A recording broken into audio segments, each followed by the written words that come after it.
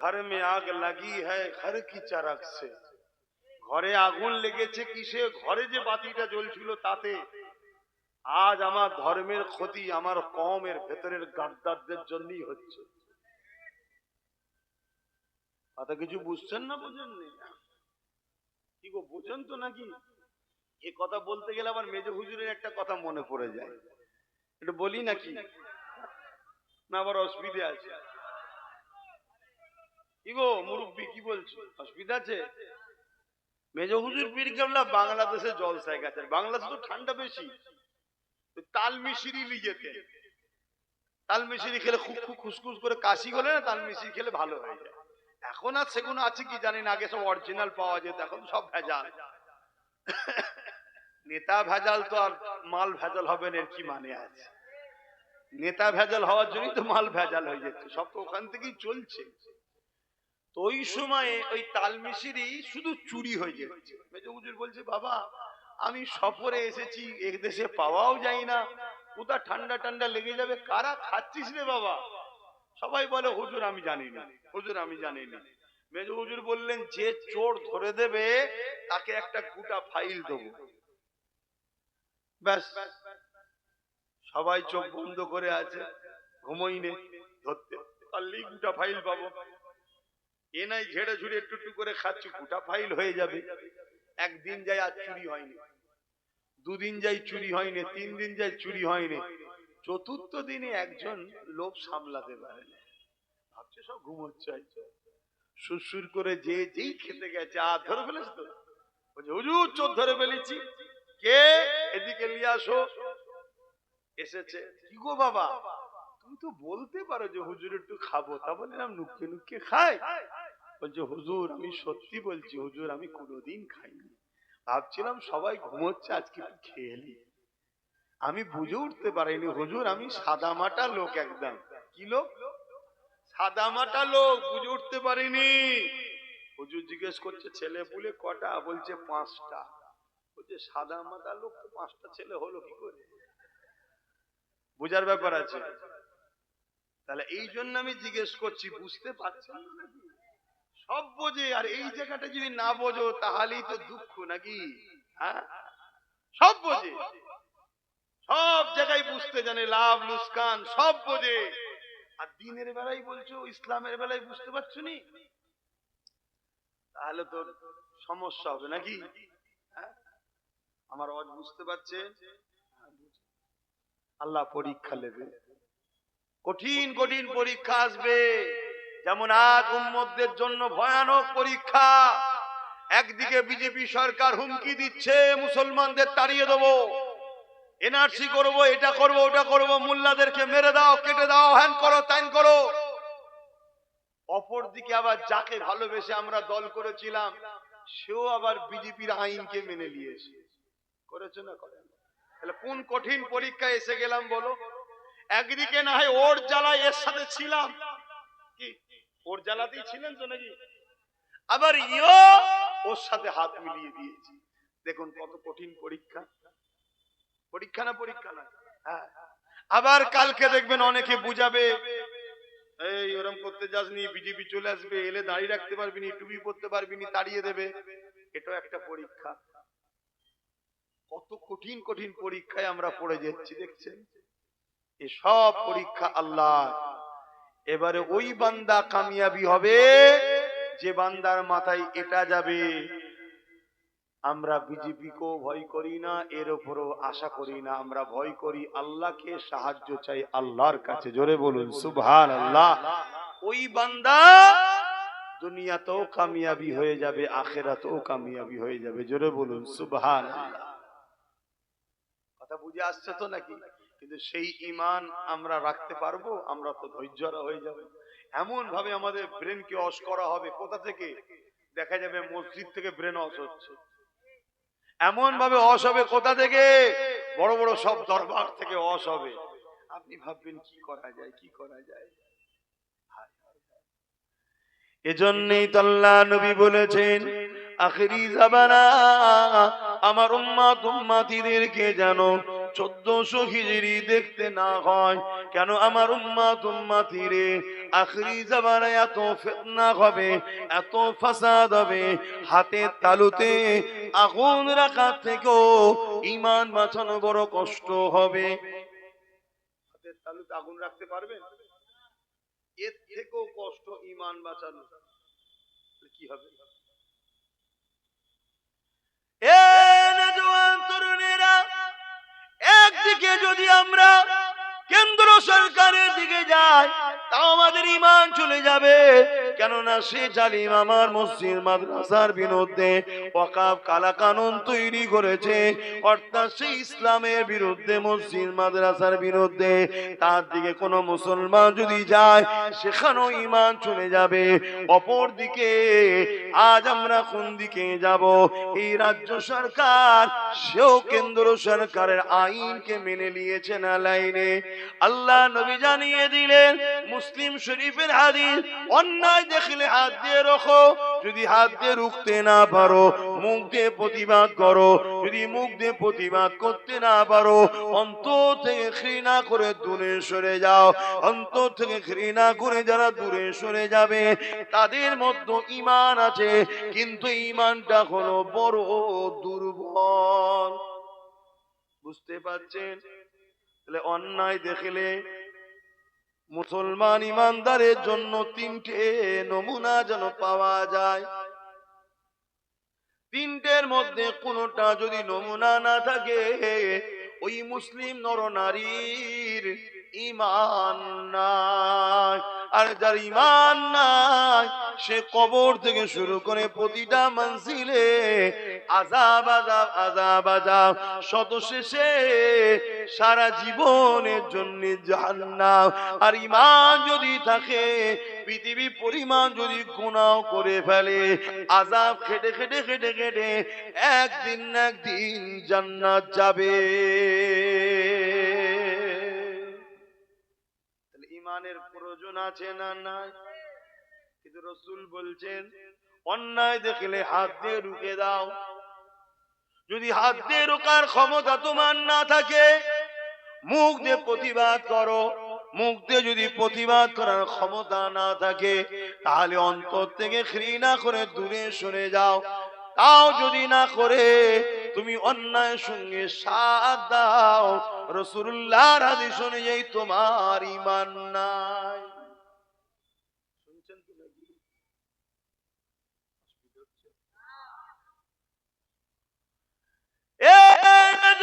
তরুণেরা, যুগে যুগে আমরা মসজিদ বানিয়েছি গাটের পয়সা, মেহনতের হালাল পয়সা দিয়ে। ধনী লোক নাও যদি দান করে, হালাল পয়সা থেকে দান করে। আমরা মুসলমানদের কাছ থেকে এমন করে নিজেরা মেহনতের পয়সা দিয়ে মসজিদ মাদ্রাসা কবরস্থান ঈদগাহকে বানিয়েছে। আজকের দিনে আমাদের ঈমানের পরীক্ষা আল্লাহ নিচ্ছে। এই মসজিদ মাদ্রাসাকে মিটাবার জন্য কেন্দ্র সরকার চক্রান্ত করছে, হ্যাঁ কি না? এটা ঈমানের পরীক্ষা। বান্দা তোরা কি করিস দেখবো। আমি আল্লাহ আমার দিনের জন্য যথেষ্ট। এ যুবকেরা, এ আমার নবী পাকের প্রেমিকেরা, যুগে যুগে আল্লাহ পরীক্ষা নিয়েছে। এমন করে যে যখন ইসলামের বিরোধী করেছিল, শরাবকে আবার জায়েজ করে দিয়েছিল, নিকায়ে মুতাকে আবার জায়েজ করে দিয়েছিল, কন্ট্রাকচুয়াল বিবাহ 1 মাসের জন্য, 1 বছরের জন্য, যেটা আমার রাসূলুল্লাহ হারাম করে দিয়েছিলেন, এটাকে নতুন করে এজিদ আবার এটাকে প্রতিষ্ঠিত করে দিয়েছিল। ইমামে হোসাইন পাক বললেন এজিদ রাজনীতির নামে ইসলামের বিরোধী করছে, তার সঙ্গে আমি হোসাইন কখনো আপোষে যেতে পারি না। তার বিরোধী করতে শুরু করে দিলে, যখনই বিরোধী শুরু করলো এজিদ ইমামে হোসাইন পাককে বলতে লাগলো, এ হোসাইন মক্কা মদিনা তুমি নিয়ে নাও, বাকি সব জায়গা আমার থাকবে, তুমি আমার বিরোধী করো না। ইমামে হোসেন পাক বলেছিলে তামাম কায়নাত হলো আমার নানা জানে, তুমি আমাকে মক্কা মদিনার কি দেখাচ্ছ? আমি হোসেন আমার নানা দিনের দুশমনের সঙ্গে আপোষ করতে পারি না। এই লড়াই এমন জায়গায় দাঁড়িয়ে গেল, ইমামে হোসেন পাককে জালিমরা শহীদ পর্যন্ত করে দিল। আমার ইমামে হোসেন পাক শহীদ পছন্দ করলো, কিন্তু নানা দুশমনের সঙ্গে সাপোর্ট করলো না। এ উম্মতে মুহাম্মাদি সেদিনও দুটো দল ছিল, একটা হলো এজিদ বাহিনী যারা হলো শয়তানের দিকে, আর একটা হলো হোসাইনের দিকে যারা হলো রহমানের দিকে। এজিদ ছিল জালিম শাসক। আজ তোমাদেরকে জিজ্ঞাসা করে আমরা হোসাইনের দিকে না এজিদের দিকে? আওয়াজ দিয়ে বলো। হোসাইনের দিকে যদি হও, আজকেও শয়তানের পক্ষে জালিম শাসক যারা রয়েছে এরা হলো আজকের এজিদ, এদের সঙ্গে সাথ দিয়ে হোসাইনি দাবি করলে হয় না, এদের বিরুদ্ধে লড়াই করে জীবন দিয়ে প্রমাণ করতে হবে আমরা হোসাইনি মৃত্যুকে ভয় করি না।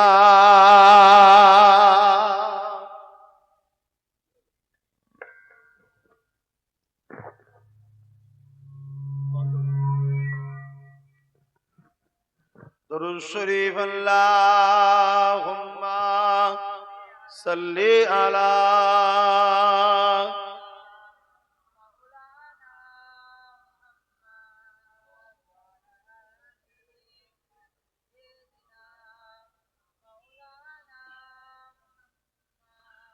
বারে বারে ভাবি একা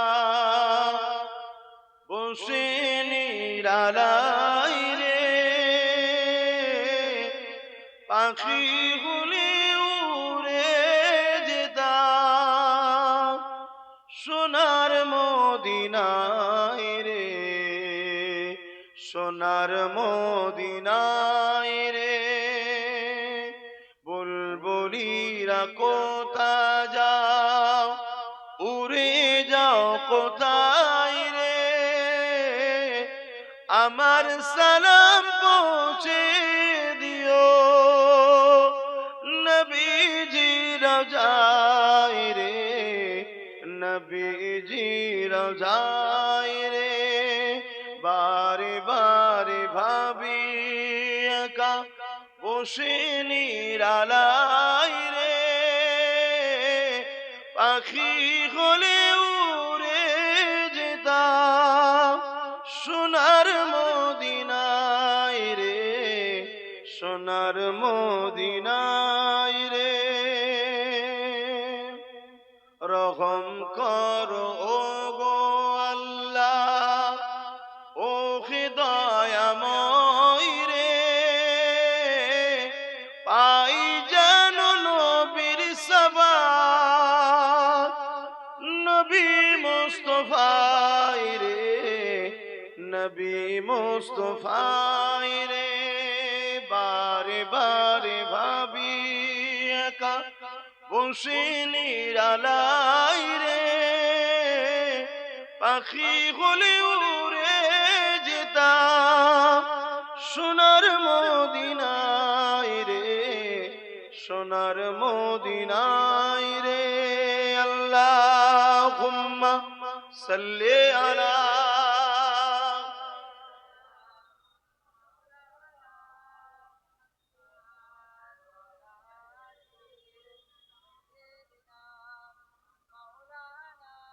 আমার আব্বা ভাইরা মায়েরা বোনেরা।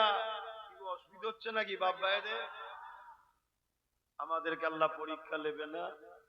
আমাদের সামনে সব থেকে বড় ভয়ঙ্কর পরীক্ষা হলো ইসলামের দুশ্মন যারা ওয়াকাফকে মিটাচ্ছে তাদের হাত থেকে ওয়াকাফকে বাঁচানো। এটা পরীক্ষা না? পরীক্ষা না? সেদিন আমার রাসূলুল্লাহর খাতমে নবুয়াতের বিরোধী করেছিল মুসাইলামাতুল কাজ্জাব। 10,000 সাহাবাদেরকে নিয়ে আমার রাসূলের সাহাবী হযরতে আবু বকর সিদ্দিক খাতমে নবুয়াতের পক্ষে নিজের বুকে তাজা খুন ঢেলে দিয়ে আমার রসুলের খাতমে নবুয়াতকে মর্যাদাকে হিফাজতের জন্য লড়াই করেছিলেন। জোরে বলুন সুবহানাল্লাহ। আমি তো আপনাদেরকে বলবো না, আমরা যদি শুধু ঐক্যবদ্ধ হয়ে যেতে পারি, একতা হয়ে যেতে পারি, প্রতিটা গ্রামে গ্রামে যদি আমরা নিজেরা এক হয়ে যাই, যে আমাদের কেউ দুশমন নয়, কেউ বন্ধু নয়, ওয়াকাবের যে দুশমন তারা আমাদের দুশমন। আমাদের দুশমন হিন্দু, আদিবাসী, দলিত, খ্রিস্টান, মতুয়া, এদের বিরুদ্ধে আমাদের লড়াই নয়। আমাদের লড়াই যারা আমার মসজিদকে মিটাতে চাইছে, মাদ্রাসা, কবরস্থান, ঈদগাহকে মিটাতে চাইছে, আমাদের লড়াই তার সাথে। তাই তো না? বলুন, আল্লাহর ঘর, মসজিদ, মাদ্রাসা, ওয়াকাফকে বাঁচাবার জন্য লড়াই করার দরকার আছে না নাই? কারা লড়াই করতে রাজি আছেন একটু সাক্ষী দেন, লম্বা করে হাত তোলেন। আলহামদুলিল্লাহ, কেউ হাত তুলতে বাকি নেই তো? আল্লাহ কবুল করেন, আল্লাহ জান্নাত নসিব করে, বলুন আল্লাহুম্মা আমিন। মনে রাখবেন, আমাদের আব্বা জান ইব্রাহিম আলাইহিস সালামকে আল্লাহ আগুনে ফেলে পরীক্ষা নিয়েছিল, জানেন তো ইতিহাস। বিশাল এক আগুন, একটা বিশাল গ্রাম এলাকা নিয়ে, এত বড় এলাকায় আব্বা জান ইব্রাহিম আলাইহিস সালামকে নমরুদ আগুনে ফেলছে, চরকিতে তুলেছে। কেন? কাছে যে ফেলতে পারছে না, চরকি ঘুরিয়ে দূর থেকে টেনে ফেলে দেবে। এমন সময় জিবরাইল সাল্লাম এসে চরকি ধরে ফেলেছে, আর এদিকে আগুনে পড়ার টাইমে আব্বাকে জিজ্ঞেস করা হচ্ছে যে আপনাকে কোনো হেল্প করব? হযরত ইব্রাহিম সাল্লাম বলেছিলেন, আমার আল্লাহ আমাকে পরীক্ষা নিচ্ছে। আমি যে বলেছি আল্লাহকে ভালোবাসি, কতটা ভালোবাসি, ইব্রাহিম পরীক্ষা নিচ্ছে। আমার আল্লাহ আমাকে বাঁচাবার জন্য যথেষ্ট। জোরে বলুন সুবহানাল্লাহ। এ মুসলমান নবীর উম্মত, তোমাদেরকে বাঁচাবার জন্য আল্লাহ যথেষ্ট নয়? তাহলে অনেক মুনাফিক মুসলমান এসে বলবে যে তোমাদেরকে বাঁচাবার জন্য মমতা যথেষ্ট। বলবে না? বলবে না? যারাই বলবে জানবে এরা মুনাফিক। কথা বুঝে আসছে না? নাই?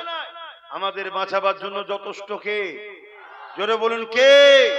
যদি এর উপরে প্রথম থেকে আমরা আমল করতাম, তাহলে আজকে কেন্দ্র সরকারি আইন করার সাহস পেত না। কিন্তু আমরা বলেছিলাম, যখন কলকাতার রেড রোডে মমতা দাঁড়িয়ে বলল বিজেপির হাত থেকে সারা দেশে রুখবো আমি। বিজেপির হাত থেকে সারা দেশে রুখবে কে? বলছে আমি। উড়িষ্যায় লাশ হয়ে চলে এসছে, ওনার রুকার ইচ্ছা আছে? গুজরাটে লাশ হয়ে চলে এসছে, উনি রুখছে? বোম্বাইয়ে লাশ হয়ে বাংলায় ফিরছে, উনি রুখছে? একটা কোন পিএম সিএম এর সঙ্গে ফোন করেছে কোন রাজ্যের? এই আমি বাংলার সিএম বলছি, আমি জানিস ইডি সামনে থেকে ফাইল চুরি করা লোক আমি, খুব সাবধান। একটা কেউ বলেছে? অতএব আমার রাজ্যের কোন ছেলে যদি আর একটা মরে, তাহলে এই রাজ্যে যা আছে সব পাঠিয়ে দেবো, ওইগুলোকে নিয়ে চলে আসবো। একটা হুমকি দিলে সব রাজ্য ঠান্ডা হবে না? হবে না? বলেছে? তাহলে এই যে বলছিল যে বিজেপির হাত থেকে পুরো দেশে বাঁচাবো, বললে হতো যে বাংলায় বাঁচাবো। ঝোঁকের মাথায় পুরো দেশ বলে দিয়েছে, আর আমরাও হাঁ করা ভাবছি তাই হবে। কথাই কষ্ট হয়ে গেল নাকি? বলবো ভালো ধারে বোঝেন। আজকে যদি আমরা তার উপরে ভরসা না করতাম, তাহলে আজকে কেন্দ্র সরকার কিন্তু আইনটা করতে পারতো না। কেন? ভেতরে ভেতরে এর এমপিরা সব ভেতরে ভেতরে ভোট দিয়েছে, সামনে নাটক করছে, লড়াই করছি, ভেতরে ভেতরে ভোট দিচ্ছে সব। আমি তো চ্যালেঞ্জ করছি, ভোট বার করুন। সব ভেতরে ভেতরে ভোট দিয়েছে। কথা মাথায় ঢুকছে? এসব খবর তো আপনারা রাখেন না। 12টা ভোট বেশি পড়েছে, 12টা এলো কোথা থেকে? এই 12টা ভোট এলো কোথা থেকে? তো মন দিয়ে শোনেন, আজকে সেই জায়গায় চক্রান্ত করে এই সবগুলো করা হচ্ছে। আজকে যদি আমরা আল্লাহর উপরে ভরসা করি, আমার আল্লাহ আমাদের জন্য যথেষ্ট নয়? আব্বা জান ইব্রাহিম আলাইহিস সালামকে যখন নমরুদ আগুনে ফেলে দিল, আল্লাহ বাঁচিয়ে দিলেন আগুন আমার ইব্রাহিমের জন্য আরামদায়ক ফুলের বাগান হয়ে যায়। এ যুবকেরা, আব্বা জান ইব্রাহিম আলাইহিস সালামকে দুনিয়া সবাই দেখছে আগুনে ফেলেছে, কিন্তু আগুনের ভেতরেই আল্লাহ পাক ফুলের বাগান তৈরি করেছে। যে আল্লাহ ইব্রাহিম নবীর জন্য আগুনের ভেতরে ফুলের বাগান বানাতে পারে, সেই আল্লাহর উপরে ভরসা রেখে আমরা যদি এক মুঠো হতে পারি, তাহলে আমাদের সামনে যত বাধা এসুক না কেন, সব বাধাকে ভেঙে ইনশাআল্লাহ আমরা আমাদের মসজিদ, আমাদের ঈদগাহ, আমাদের কবরস্থান, আমাদের ওয়াকফকে ইনশাআল্লাহ আমরা বাঁচাতে পারবো। এ যুবকেরা, তরুণেরা, এই বলে দিয়ে যায় আল্লাহর উপরে ভরসা করে। কেন? আমার রাসূলুল্লাহ জানিয়ে দিয়েছে, আমার বড় ভয় হয় আমার উম্মতের ক্ষতি প্রকাশ্য দুশমনেরা করতে পারবে না, আমার উম্মতের ক্ষতি মুনাফিক ছদ্মবেশীরা করে দেবে। কেন্দ্র সরকার হলো মুনাফিক, এই প্রকাশ্য জালিম, আর রাজ্য সরকার হলো মুনাফিক। শুনছেন তো নাকি? হ্যাঁ, এ মুনাফিকই করেছে আমাদের সাথে। বলেছিল যে আমি থাকতে এই রাজ্যে ওয়াকফ লাগু, আর আমি বেঁচে থাকতে এসআইআর হতে। মরে গেছে নাকি? আল্লাহ বালা কবে যে যাবে, কথা বুঝছেন না? বোঝেন না? আবার অনেক আমার কওমের ভাই আছে, বলে আমরা মুসলমান, বলে না বলে না, এই মমতার বিরুদ্ধে বললে তাদের কষ্ট হয়। শুনছেন আমার কথা? অথচ আমার কোরআনের বিরুদ্ধে একজন ফোরপাস মাতাল বলল, আমার কওমে সেই সব নেতাদের কোনো কষ্ট হয়নি। তোমাদের এলাকায় অনেক অর্থশালী পয়সাওয়ালা লোক আছে, পয়সা দিয়ে গুন্ডা কিনে নিরীহ মুসলমানদের উপর জুলুম করে, মারে পেটে। খোদা তো একবার বিয়জ্জুদিতে ফেলেছিল, আবার বার হয়ে গেছে। ও যদি হিদায়েত চাইতো খুব ভালো, না এবার যেদিন আল্লাহ ধরবে ওর আর রেহাই নেই। ও গরিবদের উপরে জুলুম করে। ও যদি সত্যি ওর অন্তরে ঈমান থাকে, আমি জানতে চাইছি, মমতার বিরুদ্ধে বললে তোর কষ্ট হয়, তাহলে আমার কোরআনের বিরুদ্ধে বললো তুই একটা কেস করলি না কেন? এটা প্রশ্ন তো নাকি? বা তোমাদের এলাকায় যেসব মুসলিম এমএলএ গুলো আছে, এরা মমতার বিরুদ্ধে বললে রাস্তায় নামে, এই